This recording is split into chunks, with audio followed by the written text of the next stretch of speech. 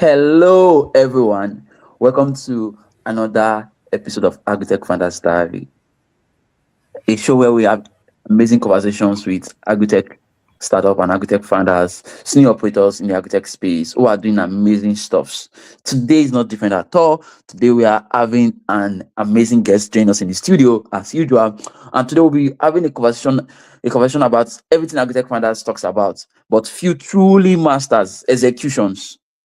Many founders have strong ideas, have bold visions, but growth only happens when leadership, strategies, and systems align together.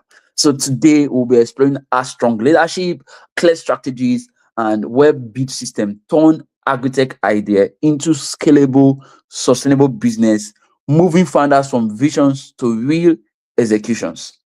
And our guest today is Clarence Jacob, a leader with deep experience across strategies, operations, and ecosystem building within agri-tech and innovation-driven environment. Clarence has worked closely with founders and organizations navigating growth, complexity, and scale, and understanding what it really takes to move from vision boards to functioning system. And in this episode is actually for founders asking themselves, how do I build something that actually works, goes, and lasts? Without further ado, let's get into it. So first of all, I'm so excited about this episode, Clarence, and I'm happy to have you in the studio. Once again, I want to So welcome you much. to the studio and thank you for joining us today. Thank you so much for having me. It's really an amazing opportunity to be here. I mean, I've listened to a lot of your episodes on Spotify, so it's a big honor for me to actually be on the seat today to speak. So thank you Thank you so very much. much. We are happy to have you. But before we dive into it, for those who are listening for the first time, would love to know about you a bit. Tell us about, how did it all started? How did you start your architect journey? And before you started your architect journeys, what did you do? Was there a background? Did you need to went to school? Give us a brief background about what led to this path and how did you find yourself in this path? Okay, thank you so much for the question. So my name is Clarence Jacob, and actually, I didn't set out to build in agri-tech. I was originally, I am still a product designer. I Mm-hmm, worked with companies and startups, building their products and solutions as it from a design mm-hmm, standpoint, right? So um, I did study engineering in school. To be very, to be very open, I'm a chemical engineering graduate, but I pivoted to tech sometime while I was in my second year in school because I kind of like found this joy helping people bring their ideas to life. When someone has an idea, but the person needed something to, I need a blueprint on what my idea is going to look like, I had to step in. That was when I started working as a product designer. So my job then was as a designer was to step in, help you walk through your idea, map out a blueprint, how the user experience is going to look like, how the interface is going mm-hmm, to be, and then we hand it over to the development team or the engineering team to build. So sometime earlier this year, I was with a friend and he owns a farm and he's an extensionist as a career. And while mm-hmm, we were having a conversation on what he does and how he implements the work, how he the work he does with farmers, I figured out that there was a possible gap between technology and what was actually reaching the farmers. Like I've worked in fintech, I've worked in e-commerce, I've worked, with a whole lot of other industries, and I can tell you for a fact that each of these niches they always have like a tech ecosystem around them that helps them propel the actual businesses. But speaking to my friends, that this was back in January of this year, I spoke to him, I understood what he does. I was like, oh, why don't you use this to handle this aspect of what you do? And he like, I don't know, maybe if something like that existed, I would use it. So that got me thinking.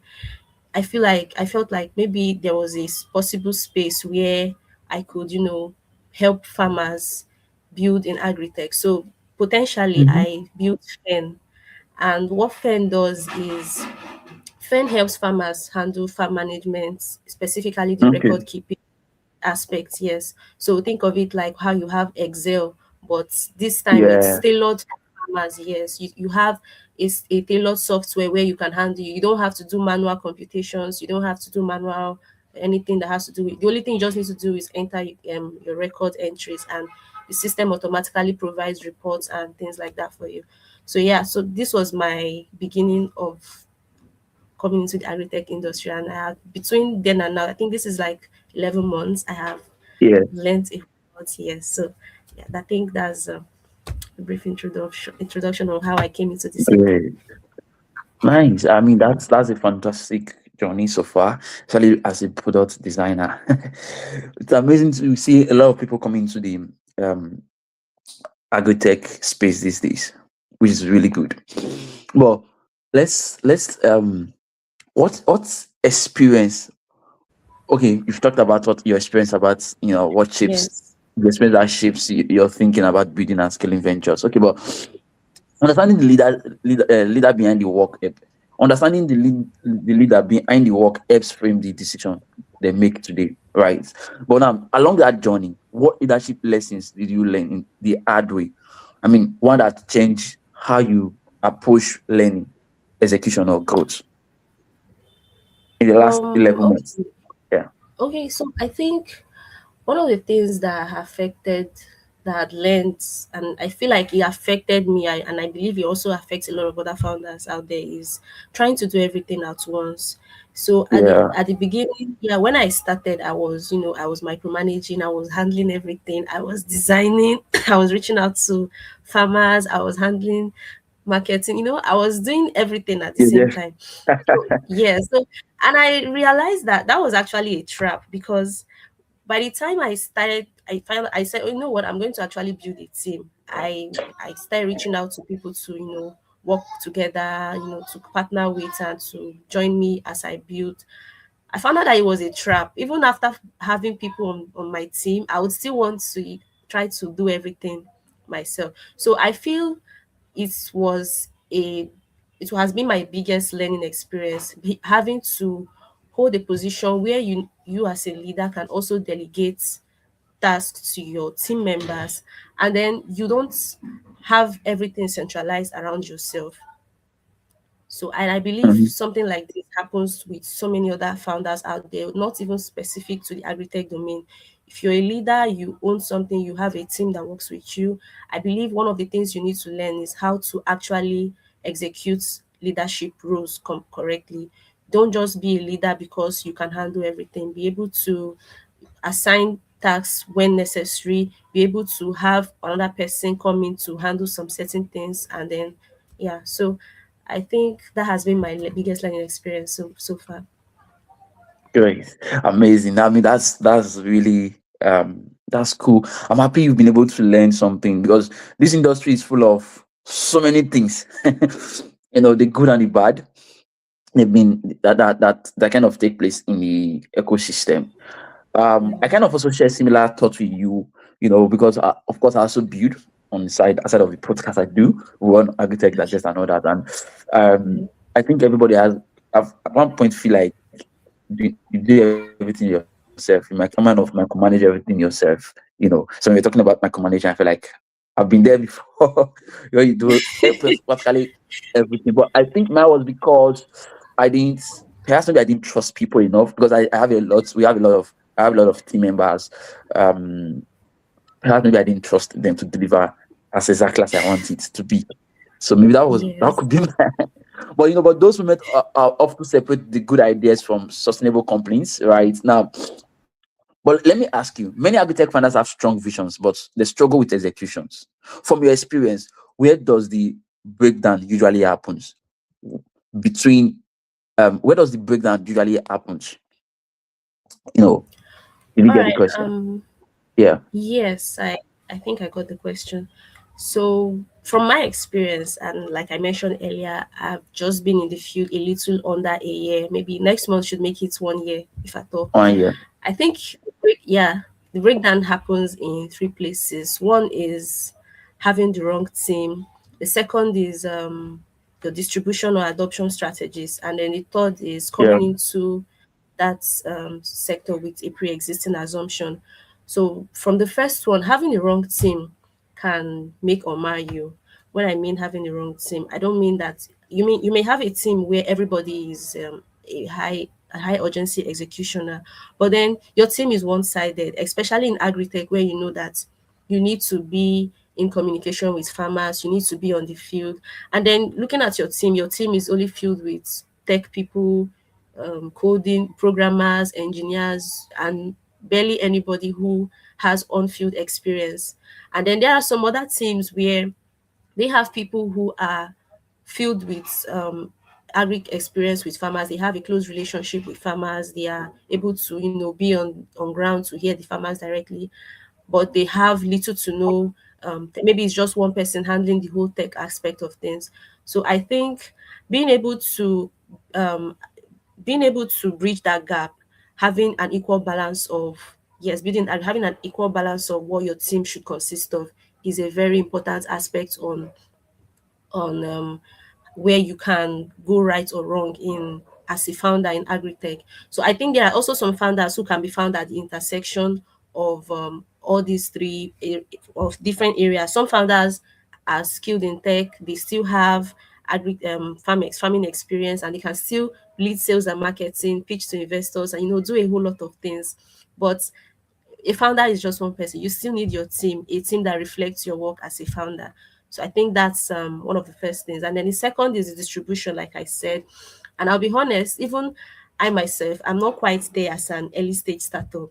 But I think Yeah. your go-to market strategy is very important, even more important than building the product itself. You could build the most fantastic products, fantastic solution for farmers, Mm-hmm. but if there Mm-hmm. is no way for you to get that solution into their hands, to see that they actually saw your solution and adopted it consistently, then it's not That's it's not not a you. good outlook. Yes, it's not a good outlook on you as a founder, right? And then the third is coming into a building for people, regardless of agri-tech or fintech, wherever sector you find yourself in the tech space, building with a pre-existing assumption. Just because your solution makes sense to you or your friend does not mean that the people you are building for would jump at they would jump at what you're building, that maybe you offer them immediately and they would accept it. You know, you have to you have to consistently consider the human factor, that this industry you're building for, what are the things the challenges they actually face that may hinder them from adopting your solution, that may hinder them from adopting your products. You have to actually think about bottlenecks that exist in this industry. Mm-hmm. Take for Mm-hmm. instance, I could say, oh, I want to build something that connects farm marketplace. I mean, a lot of persons have built farm marketplaces, and Yeah. I'm Yeah. not saying there's anything wrong with the idea, but first, personally, I feel like so many persons started building that without considering that there are so many things that could go wrong. On paper, the idea sounds nice, but then you have the logistics factor. You possibly did not consider who is going to hold inventory. Most founders didn't consider that, and so at the end of the day, they end up packing up or closing up, right? So I think if you're going to build a particular solution in any industry at all, in any niche, you should consider optimum research. What actually does this industry need, and if I'm to bring this solution, are there challenges that may hinder me from um, executing this, and not just coming with the assumption that because my solution made sense, people would adopt it. Yeah. Okay, nice. I mean, but let me ask you this question because you talked about being as a early startups. You know, Yes. what's been in the last 11 months of you being coming to the space? What's been your biggest challenge so far, and how did you overcome that challenges? Okay. My biggest challenge has been, I think it has been trying to actually acquire and retain users. So, like I mentioned, Fen is purely a software product for now. We still Yeah. envision to pivot sometime in the future once we are able to, stand our ground at this point. But figuring out that you're building for when I started, to be very honest, I said I was building for farmers. I said I'm going to build for people. But I found out that smallholder farmers face different challenges from large size and mid scale farmers. So Mm-hmm. at this particular point, I would be very honest with you. Fen is even being used more by the large scale farmers and mid-sized farmers. Most of I was saying I'm going to build for smallholders, but the smallholders ended up not adopting it. I mean, I still have a long way to go, to ensure that penetration. So I think that has been my greatest challenge, figuring out that, okay, even in saying you're building for farmers, you still have to consider there Yeah. are different, yes, there's a different level of technological awareness, there's different level of literacy, Mm-hmm. there are different Yeah. regions, different poultry farmers experience different things from crop farmers. And also fen is open for every kind of farm, fish farm, livestock, poultry, crop farm. Everybody uses, all kind of farmers can use fen. So we had to re-strategize and say, you know what, let's focus on a small segment first. Let's focus on the mid-size and the large scale farmers. And then when we are done, we would come back to the smallholder farmers and then try to see how we can educate them firstly, even before presenting our solution to them. So yeah, Mm. Okay. Good. That's yes. fantastic. Anyway, that's fantastic. Now, but how were you able to secure your market? How were you able to secure build your distribution, your market? Because I think that's one of the biggest challenges early startup kind of face. They have good products, really amazing product that farmers really need, but they have sometimes have problem with communications and all that. So how were you able to sell or market your products, secure that distribution line? How were you able to build Okay. it, to do it? Yeah. Um, um, the first strategy that we deployed was actually reaching out to farmers directly. Then we were not even active on social media or anything. We were just then I was still in the southeast. I was in Imo State, Owerri. So I was Mm-hmm. visiting farmers. Yeah, I was visiting farmers. My One of my co-founders went to the ADP Agricultural Development Program concentrated in that region, and then he pitched the idea to them. We were able to reach out to some of their farmers, their farm network, and offer them like a demo version of what we had. So some adopted it, but at that point we were still, our products were still very scrappy. It was not very optimal the way it is right now. So, but it helped us. Was more like a pilot phase for us. We helped us understand what we actually needed to do better and how to implement. So, coming back to Lagos here, I wasn't able to like visit individual farms. So I started reaching out to Mm-hmm. farmers directly through Yeah. emails, yes, I would reach out to, I would send messages. My co-founder would do the same.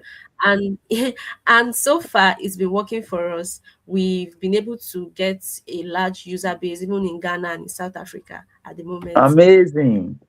Yes, even in Ghana and South Africa at the moment. So we we reached out to farmers directly. So for people who are not, we are not able to like come to your farm and see you personally Mhm. or visit you here. So we can just leverage. I mean, we're in the digital age. We leverage the power Yeah. of virtual communication. Yes, like what we are doing currently. So we reach out to them, and then subsequently we are also looking to partner with farm cooperatives. We're looking to partner with farm Yeah, yeah. cooperatives to be able That works. to, Yeah. yes, to be able to reach out to more diverse and unique set of farm networks. Yeah. I'm happy you guys are thinking of reaching out to farm cooperatives because most times, a lot of when a lot of people are building their startups, agritech startup, they don't really consider corporate how can they reach corporate farmers? Reaching out to cooperatives kind of give you that broader line. I kind of know a lot of cooperatives back then in Nigeria, but I don't know if some of them are still up in existence. Of course, those are challenges, but that's good having that kind of, if you can reach out to cooperatives in the marketplace they already have that ecosystem of farmers that makes the marketing or distribution a bit very easy for you. Yeah, that's, I mean, I love the idea, and I get you and your co-founder your both of you are pushing it. But now I'm talking about Thank you. co-founders. how did you how are you able to get a co-founder? I mean, there's a whole lot of stories around co-founding issues. you know co-founding issues. Everybody have co-founding challenges here and there. So how are you able to get a good co-founder? How did you pick your co-founding? What did you put into considerations? Give us the gist. Yeah. Okay. Okay, so back to my first story. I said I had a friend who was an agricultural extensionist, and Yes. he works, yes, so he's actually my co-founder. So while I handle the tech aspects of things, he handles the operations, like reaching out to farmers, communicating to farmers, using his farm networks to also try to bring user base, grow our user base. So he was my friend already. So that was that was already, like, I don't think there's so much story to give around that. So But sure. so far, Okay. we've been able to build, we've been able to get more people on board. We have other people who we connected with through LinkedIn. I mean, my first marketing hire was a friend on LinkedIn, and she's an Agritech marketer from I met her on LinkedIn. Yeah. So, and she's been amazing. She's been amazing. So I think I think I'm safe to still say we are our founding team. We have a founding team of 7 at the moment, and the 7 of us, besides my co-founder and I, we all met at different met at different junctures, if I should use that word. So, but it's been amazing working with them. I will be very honest with you. It's been a good experience having them on my team. Hmm. Yeah. Let me share one of mine. I think my LinkedIn has like be one of the ecosystem where I kind of meet most of the people I work with today. Okay. LinkedIn has like been like the powerhouse where I meet people. So I see somebody doing amazing stuff, and like this person will be good if you join my team. And sometimes I see them. Sometimes I just approach you no matter what. I'm like, you You good. You see need to be them. my team. Yeah. Sometimes I actually if you're doing amazing stuff in that company, I don't care what the company are paying you, no matter how big is the company. I just slide into your DM and I say, "But Agritech Digest. We do like to be part of what we are doing at Agritech Digest. So in case you've not heard about us, go check out what we are doing and let me know if you like to be part of what we are doing." And most times they will come. There's one I've been on a DM recently, and she's like, "I'm Ah, interested." I said, "Then if you are interested, then send your CV across. Let's see your CV. Let's see what you can do, and then we'll take it up from there for you." So I think for me, LinkedIn has been a great place. I've yes. I've like of course I've also made some bad. I've also what's it called? I've also hired wrongly, even though it was some of them were. I think you've done well with your friends. Maybe you have good friends. So when I started with friends, right? So I started building with my friends, Yeah. and I think that's one of the mistakes I personally have made. If I was going to build again, I won't build with friends again. So was there like a I'll build with particular strangers. experience that led to that Yeah. decision? Wow. Yes, I won't be the friends again. I don't want to be the friends again. So first times, for example, I'm a very soft guy. I don't like chatting on my friends. I don't like offending my friends. But when I meet you on LinkedIn and you are doing very well, and I assume you are doing very well, it's easy for me to shout at you if you are not giving me the result I need again. No. So if you're giving, I saw you were giving staff company A these results. Now you're with me, which is not company B. You can't give me that same result again. I will scream at you. I will push you. I will have to you have to deliver again. But aside of that, I don't think I would like to really build with friends again. They have a lot of issues. So I was building with friends, even though sometimes I thought maybe they were good, they can handle it, but they were not able to handle it. So I made some of my good hiring this year. Most of the hiring we did, we made a lot of wrong ones, but this year's on, they were really, really good. We've seen some good tractions. Just need a little bit pressure on them. Just need a little bit Yes. clarity on what they are trying to deliver on, and they're able to do these things. So for me, I think LinkedIn is a good place for me to hire people. I really think so. So because most of my strong I, guys, I made them I on LinkedIn. agree. Yeah. Uh, I said But I I think there's agree. another one I did. Yeah, there's another one I did which is my podcast manager. I think I need to talk about. I met her on yeah because she will be editing this video, right? So she'll be editing this podcast, right? Yeah. So for my podcast, I think what happened was, so our podcast manager just left, and she was a Muslim lady, and that has left the. That was like she needs to go back to school. She needs to go start she needs to go back to school, but she was good. Another thing again, which I think I'm going to ask you your thought on that. But let me finish this story first. So um and that was like she needs to go back to school and the rest. So that seems maybe she needs to go back to school. And she needs time to study, to get scholarship and every other thing, you know. And she left. And why she left, I was like, what's happening? Because I really don't like losing team members too. I don't like losing my team members. Which I was on that night. I think that every time I lose a team member, I get the best. So I'm no longer scared of Oh, losing team wow. members again now. Yeah. So I was scared at that time when she was going. So I just took my phone and I put it on all WhatsApp group I belongs to. I need a podcast manager. I need a podcast manager. And different people were applying. But there was this guy, I've known the guy on LinkedIn too. So the guy have seen my work and the guy was like, I've seen your work. He's a Nigeria guy too. So there are people from Kenya, like Naobis, people from different Africa countries reaching out for the job. But then this guy was like, I follow your work for a long time. There's this lady, I think if you employ her, she'll do a fantastic job. Based on what you have been doing, this lady will be good for you. So, well, of course, our policy in our company is no matter what, even though you're my friend, you must submit your CV. The policy. So even if you're my friend, so if you don't submit your CV, you have to submit your CV. You have to go through proper hiring, like interview, Hiring, no matter yes. how you are with my friend. So everybody submitted their CV. And from the onset, when I saw that lady speaking, I won't talk more about. I think she from the onset, from the interviews and everything, up to the she getting the job. I think that was when I got out of LinkedIn. So I didn't hire her via LinkedIn, directly via LinkedIn. So somebody who Yeah. have followed my work on LinkedIn saw, so who have seen my work and were like, I think having this person on your team will be good.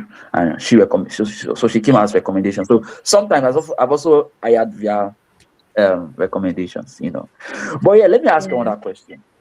What's your thought Okay. about this? People say fire fast because you've been on the space. No, this is not like Agritech complaint now, but generally conversations, right? So people said there's a statement that I've heard, and in fact I've heard it a lot of time. Fire fast, hire slow. What's your thought about that statement? What do you think about it? Now let's talk about hiring. Yeah. Fire fast, hire slow. Okay. Wow. Do you I don't believe know. it? Do you think? Yeah. Yes, yes, I do believe it, especially if you're at a stage where you're trying to scale, right? You need fast paced people. Like, I know most founders are high agency people, they are fast paced executioners. So, and I think at the starting stage of your team is very critical. If you have someone who is you're always going to beg to work, you're always going to reach out to meet deadlines. I Yeah. don't think, yes, that's time that should be used being should be spent building, being spent chasing after someone. So I think fast fire fast, hire slow, Hire it's slow. actually, yes, it's actually very valid. And when it comes to hiring is one of the key areas of any venture, even outside the startup industry. As a typical business, wherever you find yourself as an entrepreneur, if you're going to be hiring, you need to actually take your time out to actually hire. You might hire someone who is excellent on paper, who has all the requirements, qualifications, and everything you think that's what you're looking for. But when that Yeah. person comes on board, you find out that this person has a very terrible attitude to work. So you have, like, some persons have very bad attitude to work. They're either very slow to meet deadlines, or they have this um arrogant approach to when they have to accomplish things. Some persons are very good at working solo. They don't know how to work in a team. There are people who you put in certain positions that they find themselves in a team, and then they still, you can tell that this person has been used to working alone, doesn't know how to relate to team members, doesn't know how to, share, delegate tasks. And when tasks are being delegated, the person does not even know how to respond to them. So I think that's a very valid statement. And personally, I wouldn't give myself much credit when it comes to hiring. I mean, what I do sometimes when I know that I need something to be very done very fast, and I don't have so much time, my because like I said, my team, we're still very small. We are just seven. So everybody is doing Mm-hmm. so much at the same time. So I just hire like freelancers or someone who can just come in for like a week or two to do something, and then that's it. That's what I've been doing so far. Aside from my core team, you can hire on a contract basis, a month to 3 months, see how this person was, and then if you like the person, you can retain him or her full time. That's what has been working for my friend. I have a friend who employs this strategy. He hires on a contract basis at first, and then if he likes the person's way of working, he retains the person Mm. full time. But I different like I strokes like for that different strategy. folks. Yes, Yeah, different strokes that's for that's different safe. folks. That's safe actually. It's safe. It's safer Yes, for you when you, yeah. That's a very, very good that's a very safe way to hire people. But do you, apart from that, your friends, so do you have any other framework or systems you use in hiring people?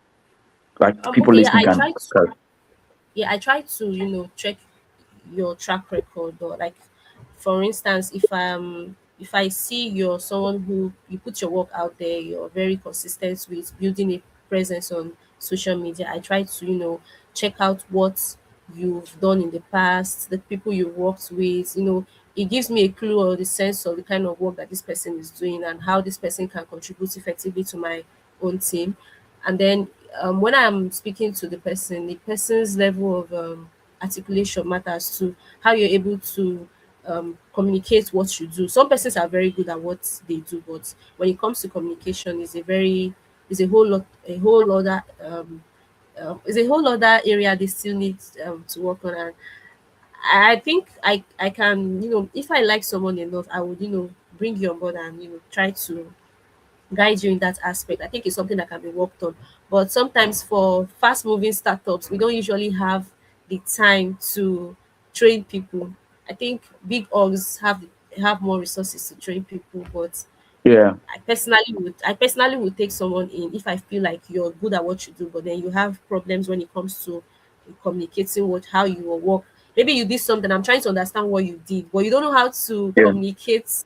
Yes, you don't know how to communicate what you actually. I will try to get that person if I. So I yeah. think these are. I think, yeah, I agree with you. I think for me, I stopped hiring fast. I'm not in a hurry again because I've made mistake in the past. I take my time with it. Of course, I do a lot of due diligence on your background, like you said, research what you've done in the past, go through your LinkedIn. I do those ones a lot, a lot. I do those ones a lot. But aside of that one, I'm also in a hurry, so I have a robust system I came up with, where I came up with questions, and yeah, we really drill you. So the questions is sent across to everybody will be sitting on the board of advice, will be on the interview board on that day. So and they have like a marker where they kind of mark it. Yeah. So where they score you. So we'll come back after the interview. We'll sit down and look at the score. What so for on leadership, for example, on his strategy, on example, what did he score him? So based on the score, that's what we used to argue to say he has a point. Yes. So that's like the second stage after I've done my due diligence. Then second stage is the interview. After the interview, we sit and look at the score. We have a score sheet. And then when I move from that stage, I was not an HR, but I just needed to build something for myself because I've made mistakes in the past. And it really worked for me this year because I I, think I I would think I hired the implement best something guys like this year. this. When I grow, when I grow to Then, a big to become a big, I think I would implement something like this. then the next stage for me is I give you a task Mhm. to go and execute on, which some people does not feel comfortable. Some people might not even be able to deliver. Some people might have an excuse or why they don't want to deliver. But the one that delivers, I give you a task. So, for example, when I talked about the podcast, we did a recording and said, go and edit it. Edit this record and let's see if you are Yes. good. Yes. I give you a task on what I'm going to employ you for. You have to do it. You have to perform a task, something related. And then when I see the task, how you've been done, because sometimes some people are good on their paper, CV is fantastic. When they come into the room of interview, they are fantastic. But time to execute, they can't execute. So I give you like a task to go and execute on for me. So, You execute on the yes. task, you come back with it, and based on the task that you've executed on, there was somebody I was supposed to employ. And of course, we also I won't talk about this one. But there's somebody I was supposed to employ, a Nairobi lady, fantastic lady, but I think she was 48, going on like late 40s, and I didn't know how she was really good. Like everything was fantastic, but I didn't know how she was going to be working with young people who were like early 30s, late 20s, taking instructions from them. And she was 40 something, like late 40s. I think she was applying for administrative role.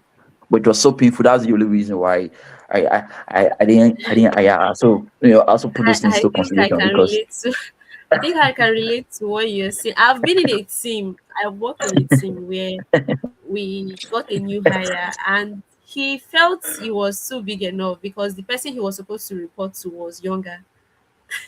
The person yeah, who was supposed to report to me was too. younger. So, and this guy is good. He was good. Like when it comes to it was, but he didn't like that idea that he had to report to someone who was younger than him. So one day you know, he just unconsciously said something nasty. easy. He said something So nasty, and that was the end for him. So and for us at our end, we're looking for creatives who are, we feel like, of course we understand 50 years can be very creative as well, but yeah, we need who have that Gen Z or Gen Alpha kind mm, of vibes because of what we are creating. Because the people our competitors are more of 50 something, 80s. They are already very young, old. Our only advantage over them is how we now also approach things lately. They don't approach things, so they are trying to get our audience, like young people, to come to the space, yeah, into the Agritech space, and they are using the old method. So we are trying to. So the only advantage we have over them is to do this. We to come with our vibes, which they don't have. You know. So that's another thing I also think about. But yeah, as we begin to wrap up, looking ahead, what kind of mindset or no, for founders listening or who are in the early stage, what should they focus on first? okay. I think you should focus on genuine commitment to farmers. You're building in agri-tech, so most likely you're building around there's a complete ecosystem that has to do with there is a farmer end, there's a supply chain, there are the there are off takers, there are even the government agencies, right? But I think at the core center of it all are the farmers. So if you're building and you're not committed to seeing how you can be of help to them, to their daily workflow in whatever area, maybe it could be through insurance, it could be through saving money, to be through credit, it could be through sustainability practices. And like we are doing, we are coming from the aspect of handling farm management data, right? I think founders who are coming to build in agri-tech should focus on how they can serve farmers genuinely because from like I said, I always like to mention that I haven't had so many years. I can't say I have so many years of experience in this sector. One of the things I've seen that so Yeah, many persons are profit driven, they are so profit driven and grant driven to the yeah, extent that they ignore the people who you actually claim to be building for. You're running around chasing for grants, you're chasing for mm, investor funds, but then you yeah, ignore the people who should be your long-term focus, which are the farmers. So I think that's where I feel my company is trying to stand out. We are really on a vision to, like, at this point Fen is totally free. I mean, we've been running Fen, we've been bootstrapping for the past 8 months. Okay, I think we went live sometime in August with our MVP, and I think the full version of our product should be coming out sometime in the first quarter of 2026. And the product has been completely free so far. And while we intend to, pivot to some other areas where we can try to maximize our profitability, but I feel like seeing farmers use your products and they are happy using it. It's something when you come into and you see someone who has been recording with pen and paper for a very long time, and then you're able to convince him to start using a digital system to manage his farm data, and he's consistently adopts it. Like every single day, he's logging into the app. It's a thing of joy. So, and I believe other people building in other areas in agri-tech too should also focus on seeing that farmers are genuinely committed to enjoying the products that or solutions they are offering. great, nice. But yeah, I agree with what you shared there. I completely, I agree with what you said. A lot of people focus on grants. I think I've written on that on LinkedIn. We chase grants rather than chasing marketing and sales, which I think, Yes, if you're able to market properly, you can be able to have a pipeline of funding coming in already. Grant cannot be exactly. sustainable at the end of the long run, but it's all it is. A lot of people just focus on chasing that grants, chasing VC fame. They believe with that they will, and that's why there's a lot of tech companies today in Africa folding up even after they've raised funds because they've not built that pipeline of marketing. They Yeah. don't build that says our marketing pipeline for them. So I agree with what we shared there. But founders also often try to fix everything at once. Clarity also kind of help. But looking ahead, what mindsets do you think agritech leaders or agritech founders must develop now to build companies that last over the next decade? Okay. I think you should have the mindset of an executioner. You should have the mindset of Yeah. someone who is goal driven. Don't have a mindset where you're only you're only chasing after the next shiny thing. Every couple of months you're doing something new, you're doing something different. You're not even on ground with the people you claim to be building for. You're not considering the farmers' realities. For instance, I would use myself as an example. One of the things I didn't consider while building for Fen was that there will be people who there are people there's a farmer that reached out to me sometime. He was like, is there a way we could make your products offline? Because in my farm there is no network. I don't know if that makes sense. There is no network, like there is no internet Mm-hmm. connectivity Mm-hmm. and things like that. And since it's a digital system, it's something that might most likely require internet for you to be able to use. And I thought about it. I said, this is actually true. And in a bit for me to actually create something, I didn't consider um, where we should, build something that people who are not in a there are large farms where they are located in remote areas, right? So I discussed with my team, and it's one of the things we are currently working on that should be going live in the next couple of months. So at this very beginning, the mindset every founder, every agritech founder should have is um, executing but with value. You're coming into Yeah. that system to execute, but bring value to the farmers. Don't just build because you think it's fancy to you, or on paper it looks nice, and when you pitch it to investors, it's fancy, quite all right. But then will the farmers actually enjoy using it? Would they find it Mm. convenient to use it? Would it be very would you constantly require you to hold them by their hands to guide them on how to use it, or is something that is tailored to fit their realities every day? So I think, yeah, that's one of the things I would throw out there to anybody who is listening that would like to come into my um come into this sector. That's one of the Mm. expectations. I'm also At the same time, I'm also learning from people who have built successful enterprises or ventures in agritech as well. So I mean, I'm not there yet, but I'm hoping to get there. Yeah. So I completely understand. Anyways, as we begin to wrap up, what are your these are last questions. What are your top three advice for early stage startup like you? okay, top three advice. Yeah. Well, Let's close with first that. and Yes. foremost, first and foremost, make your team, whatever team you're building at that stage, your team is very critical. Your team will determine if your idea is going to be successful or not. And then number two is figure out strategy early, even before building. Before you begin building, distribution strategy is very important. Don't just build because you're going to when you after building you now start reaching out to farmers. No, reach out to them before you start even before you even start writing any line of code, before you start running any pilot phase. Actually reach out to farmers, visit farmers, talk to farmers, understand the people you are building for before you start building. Find out that your idea is actually feasible. Mm. What Okay, and then maintain a Last good one. customer relationship. I Good. think Yes, last idea. Maintain a very good customer relationship with your users, because at some point you begin to scale. You may have 50, you might start up with 50, next you have 100, 500, thousands and thereabouts. Try to make sure that even those 50 persons you began with, always circle back to them at every point in time to see where they are lacking behind. If there is a reason